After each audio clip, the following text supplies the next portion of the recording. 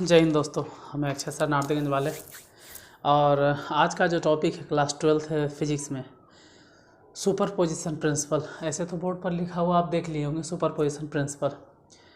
Super position principle क्या होता है तो देखिए, सुपर पोजिशन प्रिंसिपल चार्ज में भी लगता है और सुपर पोजिशन प्रिंसिपल मास में भी अप्लाई होता है। मतलब superposition principle electrostatic force में भी अप्लाई होता है और यही superposition principle gravitational force में भी अप्लाई होता है। लेकिन होता क्या है, अप्लाई होता है, अप्लाई समझ में आएगा तभी नहीं। देखिए होता क्या है वो बतलाते हैं। चार्ज के बारे में बतला रहे हैं। चार्ज को हम मानकर बताते हैं। जैसे सपोज दैट एक पॉइंट चार्ज है क्यू, मान लीजिए क्यू नॉट है और इधर है Q1, तो इसके बीच में जो फोर्स लगेगा उसको हम लोग बोलते हैं इलेक्ट्रोस्टैटिक फोर्स या कूलम्ब फोर्स। देखो Q0 Q1 पर जितना फोर्स लगाएगा Q1 भी Q0 पर उतने फोर्स लगाएगा। तो ऐसे सिचुएशन में हम ये कहते हैं कि Q0 भी उतना ही फोर्स एक्सपीरियंस कर रहा है जितना Q1। लेकिन बगल में अगर Q2 आ जाए तो अब Q0 और Q2 के बीच में फोर्स लगने लगेगा। तो अब हम ये कहेंगे कि Q0 उतना ही फोर्स एक्सपीरियंस कर रहा है जितना Q2। लेकिन ये गलत हो जाएगा। Q0 और Q2 दोनों आपस में रहता तो Q0 उतना ही फोर्स एक्सपीरियंस करता जितना Q2। मतलब Q0 को उतना ही कस के धक्का लगता जितना Q2 को। लेकिन सच तो यह है कि Q2 अब दो तरह का फोर्स एक्सपीरियंस कर रहा है, एक तो Q1 के कारण और एक Q2 के कारण। ये अलग बात है कि Q1 और Q2 इसके बीच में भी फोर्स लग रहा होगा, लेकिन दूर है, हम इसको कंसीडर नहीं कर रहे हैं। सपोज दैट इधर मान लेते हैं Q3, तो अब Q0 और Q3 के बीच में इलेक्ट्रोस्टैटिक फोर्स लगेगा। सच तो यह है कि Q2 Q3 के बीच में ही फोर्स लगेगा। हमको किसके किसके बीच में फोर्स लगेगा वो जाल नहीं बनाना है, पूरा जाली जैसा तैयार नहीं करना है कि पूरा जाला बना दिए मकड़ी का। समझना यह है कि बीच में Q0 है और Q0 पर अगर एक ही साथ एक ही टाइम पर Q1 Q2 Q3 एक और फोर्स मान लो Q4, इन सब के कारण अगर इलेक्ट्रोस्टैटिक फोर्स लग रहा है तो इस पर कितना फोर्स लग रहा है। जैसे सपोज दैट मान लेते हैं F, इसके बीच में जो फोर्स लग रहा होगा EVF, इसके बीच में जो फोर्स लग रहा होगा इस EVF। तो क्या सिंपल विधि से जोड़ देंगे? सिंपल मेथड से हम नहीं जोड़ सकते। क्यों? क्योंकि फोर्स एक सदिश राशि है। दो या दो से अधिक बलों को आप सामान्य विधि से नहीं जोड़ सकते। जैसे दो या दो से अधिक आवेशों को सिंपल बीजगणितीय विधि से जोड़ा जा सकता है क्योंकि आवेश एक अदिश राशि है। लेकिन जहाँ पर भी सदिश राशि आ जाता है, मतलब वेक्टर क्वांटिटी आ जाता है, वहाँ पर आप सिंपल मेथड से नहीं जोड़ सकते। ये याद रखिएगा, किसी भी वेक्टर क्वांटिटी को, दो या दो से अधिक सेम वेक्टर क्वांटिटी को आप सिंपल मेथड से नहीं जोड़ सकते। वहाँ जोड़ने के लिए वेक्टर रूल होता है, वेक्टर सम होता है, उस तरह जोड़ सकते हैं। तो इसको जोड़ेंगे कैसे? पहली बात कि हम ये समझा दें कि ये जो फोर्स है इसको कहा जाएगा 0 1। इसका मतलब क्या हो गया कि फोर्स लग रहा है 0 पर, लगा कौन रहा है 1। जैसे यही वाला F02 कहा जाएगा, मतलब लग रहा है फोर्स 0 पर और लगा कौन रहा है 2 नहीं सॉरी 4। यहाँ पर हो जाएगा 0 2, मतलब लग रहा है 0 पर, लगा कौन रहा है 2। इसमें हो जाएगा 0 3, मतलब लग रहा है 0 पर, लगा कौन रहा है 3। अब इस पर जितना फोर्स एक्सपीरियंस होगा उसी को हम निकालेंगे, मतलब सदिश योगफल से, और वही है सुपर पोजिशन प्रिंसिपल। मतलब लिख देते हैं कि क्या होता है, if A point charge, if A point charge is electrostatic force is experienced by a number of charges at a same time, then the net electrostatic force, net electrostatic force experienced by a point charge due to all other charges is equal to the vector sum of all the charges। मतलब हिंदी वाले छात्र को भी तो ध्यान में रखते हुए चलना है ना, ऐसा तो नहीं कि इंग्लिश में सिर्फ बोल देंगे। मतलब यह है कि किसी, देखो, इफ़ अ पॉइंट चार्ज मतलब एक बिंदु पर इलेक्ट्रोस्टैटिक फोर्स एक्सपीरियंस किया जाता है by a number of charge और वो भी सेम टाइम पर, then the electrostatic force experienced by a point charge due to all other charges is equal to the vector sum of all the charges. English वाले तो खैर समझ गए होंगे, हिंदी वाले के लिए बता देते हैं।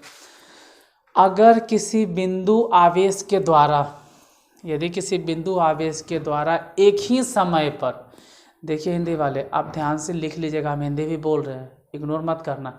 यदि किसी बिंदु आवेश के द्वारा एक ही समय पर बहुत सारे आवेशों के द्वारा अस्थिर वैद्युत बल अनुभव किया जाता है तो उस बिंदु आवेश पर लगने वाला अस्थिर वैद्युत बल या उस बिंदु आवेश पर लगने वाला कुल अस्थिर वैद्युत बल उन सभी आवेशों के द्वारा लगाए गए अस्थिर वैद्युत बल के सदिश योगफल के बराबर होता है।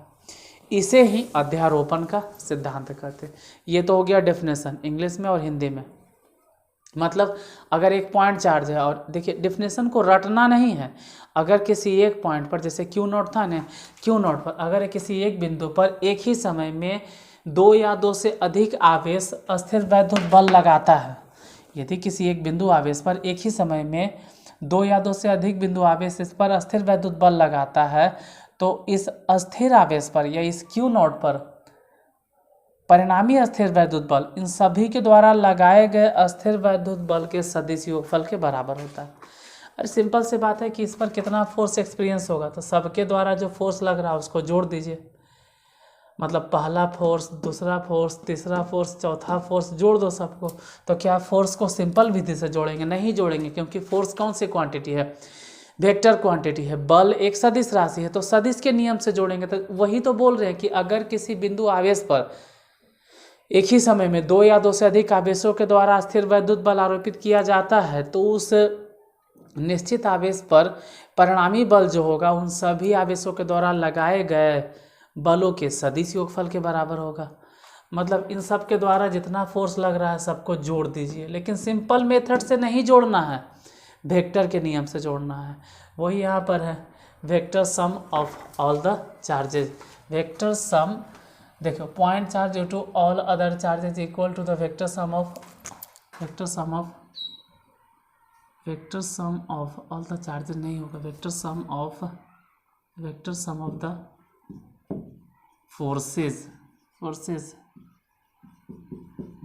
Applied by all other charges.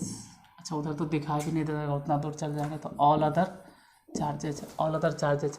Definition तो आप किताब से भी लिख लीजिएगा, थोड़ा बहुत गलती होगा तो मेन समझाना था, हम समझा दी। अब आते हैं कि होता क्या, थोड़ा और डिटेल में जाते हैं। डायग्राम के थ्रू इसको एक्सप्रेस करना होगा, क्योंकि इतना लिखने से नहीं काम चलेगा। इतना लिख दिए इससे काम चल जाएगा, कोई फ़ायदा नहीं। आपको शो करना होगा, दिखाना पड़ेगा। देखिए,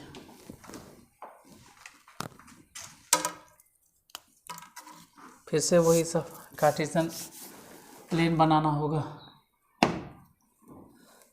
मान लीजिएगा कि ये वाला वाई एक्सिस है, इधर एक्स एक्सिस है, बाहर की तरफ जेड एक्सिस है, इधर देखो dot dot dot dot dot, ये वाला एक्स एक्सिस हो गया, और इधर dot dot dot dot dot dot Y axis हो गया। बाहर की तरफ जेड, ये जेड है, ये एक्स है और वाई है। सपोज दैट यहाँ पे मान लेते हैं क्यू नॉट है, यहाँ कहीं Q1 है, यहाँ कहीं Q2 है, कहीं और मान लो कि Q3 होगा, कहीं भी मान लीजिए यहाँ पे Q3 है, तो Q0 पर Q1 के कारण कुछ फोर्स लग रहा होगा, Q2 के कारण कुछ फोर्स लग रहा होगा, Q3 के कारण कुछ फोर्स लग रहा होगा। मतलब Q0 कितना फोर्स एक्सपीरियंस कर रहा है वही बतलाएगा सुपरपोजिशन प्रिंसिपल। हालांकि यहाँ पे जो Q1 है इसका पोजीशन वेक्टर हम मान के चलते हैं कि R1 होगा, R1 है पोजीशन वेक्टर। जो Q0 है इसका पोजीशन वेक्टर सपोज दैट मान लेते हैं कि R0 है पोजीशन वेक्टर। जो Q3 है या Q2 है, Q2 का पोजीशन वेक्टर मान लेते हैं कि Q2 का पोजीशन वेक्टर R2 होगा और Q3 का पोजीशन वेक्टर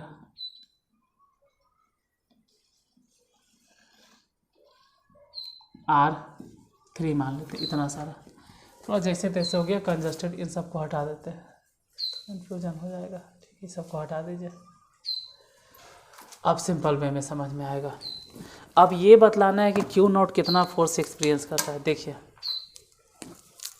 तो जो जो चीज़ लिखे हैं वो लिख देते हैं यहाँ पे। लेट, ठीक है, let a number of point charges, a number of point charges Q1 Q2 Q3 dot dot dot Qn तक मान लो आर कंसीडर्ड मत करो, are placed in the free space which position vector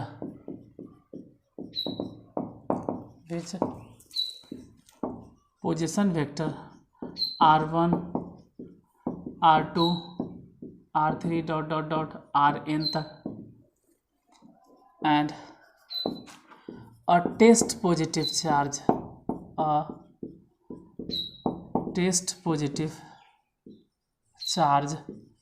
Q0 is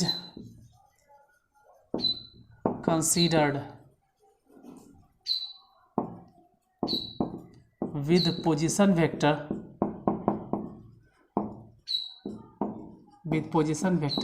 R0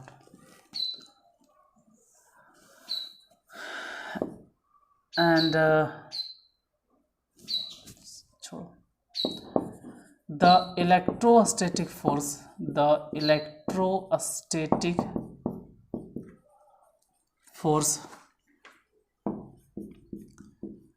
experienced by Q0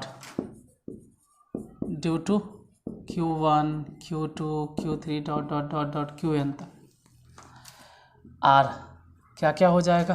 तो Q0 ने experience कर रहा है तो बोलेंगे Q0 किसके द्वारा, 1 के द्वारा। Q0 एक्सपीरियंस कर रहा है 2 के द्वारा, Q0 एक्सपीरियंस कर रहा है 3 के द्वारा, Q0 एक्सपीरियंस कर रहा है मतलब फोर्स नॉट पे फोर्स के द्वारा डॉट डॉट डॉट F0n तक, इस तरह से। तो सुपरपोजिशन प्रिंसिपल के द्वारा अकॉर्डिंग टू, देखिए अकॉर्डिंग टू सुपरपोजिशन प्रिंसिपल, जो डेफिनेशन कहता है उसका, अकॉर्डिंग टू सुपरपोजिशन प्रिंसिपल, जो सुपरपोजिशन प्रिंसिपल का कहना है उसके हिसाब से जो नेट फोर्स होगा वह कितना होगा। नेट फोर्स तो कह सकते हैं कि F01 प्लस में F02 plus F03 plus F04 dot dot dot dot dot dot F0n तक सबको जोड़ दीजिए। अब बताना है F01 का फॉर्मूला तो 1/4 पाई एप्सिलॉन नॉट, कल के वीडियो में हम समझाए थे और पूरा जोड़ दिए थे हम, ब्लू पेन से वहाँ पे हाईलाइट भी किए थे कि इसको ध्यान से देखिएगा, इसको ध्यान में रखना है।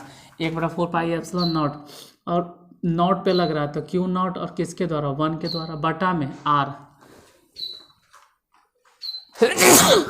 सॉरी।